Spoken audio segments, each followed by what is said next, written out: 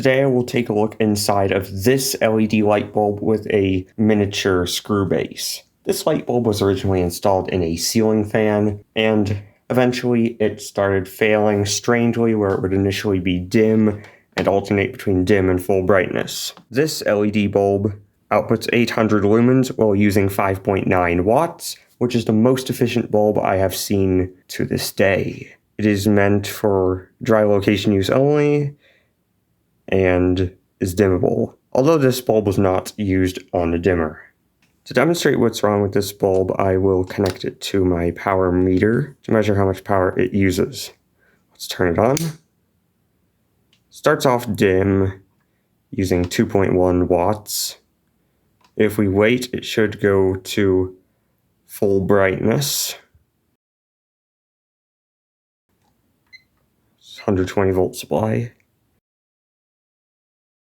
I know if I wait long enough it'll go to full brightness because that's what it does in the ceiling fan until I changed it to make this video. Is it not going to go full brightness? Oh, there we go. So it goes to full brightness using 5.6 watts, and if I wait long enough, it should then go back to dim brightness, and it alternates this a few times for staying at full brightness.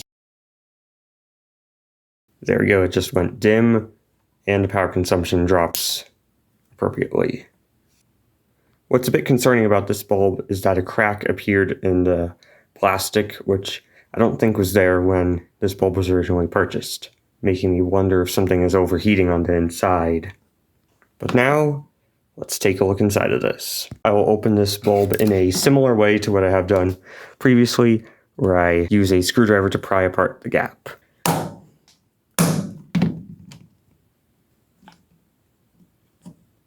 Ooh. Poked a hole in the light dome. Just need to not break the circuit on the inside. You can see some LEDs already. Ooh. Better not break those LEDs. Although something is already broken, so I probably shouldn't worry too much.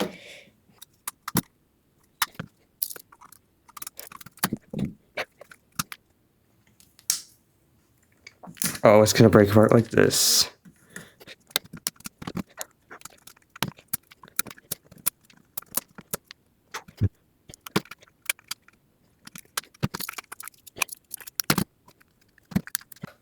Now we've got the bulb open. Let's make sure that there is no charged capacitor in this.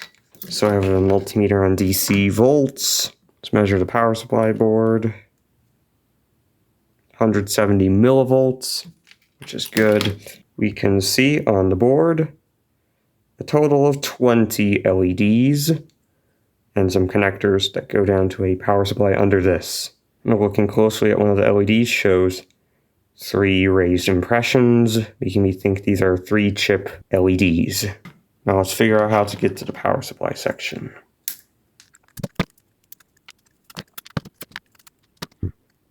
Just pry away this plastic. It's actually metal. Jam the screwdriver in. You can pop the LEDs out. And this shows that the board is press fit into a metal housing to dissipate the heat around the very edges of the board. And unfortunately, there is no thermal paste between it. The crack in the plastic doesn't seem to line up with any electronics inside. But let's pull the board out, hopefully without damaging any components. Let's just cut the base off to release the contact. And then comes a tiny bit easier. There we go.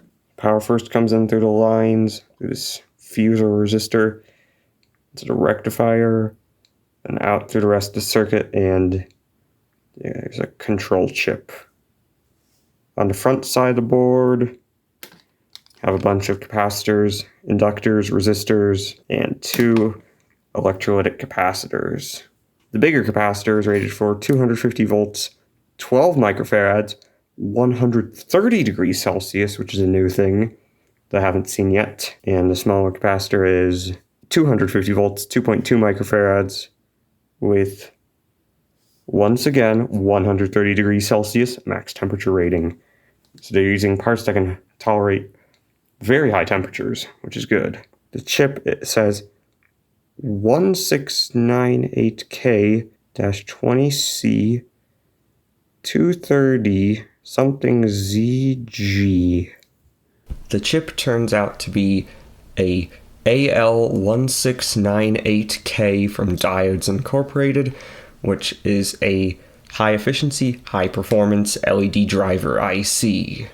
In the datasheet, it mentions its high efficiency and compatibility with various dimmers, and including various types of protection, including overvoltage protection, output short, and thermal foldback. The datasheet also gives a couple of possible application circuits. Each of these application circuits is a bit different with how the chip is implemented. Also, close to the end of the datasheet, it shows the marking information of the chip, showing the strange logo and the exact part number that I saw. It's nice that this LED lamp uses a chip from a real reputable manufacturer instead of the usual chip from a manufacturer I've never heard of in China, which is a nice change. So some component in this power supply board seems to be failing. So this is what is inside of an Ikea LED bulb that has an E10 screw base instead of the typical E26 screw base. And this time it seems that the LED driver circuit has failed instead of the LEDs, which makes sense given its strange behavior of alternating between low and high brightnesses. This seems to be a difference from the trend where the LEDs fail before the power supply or driver circuit. But anyways, make sure to subscribe for more videos.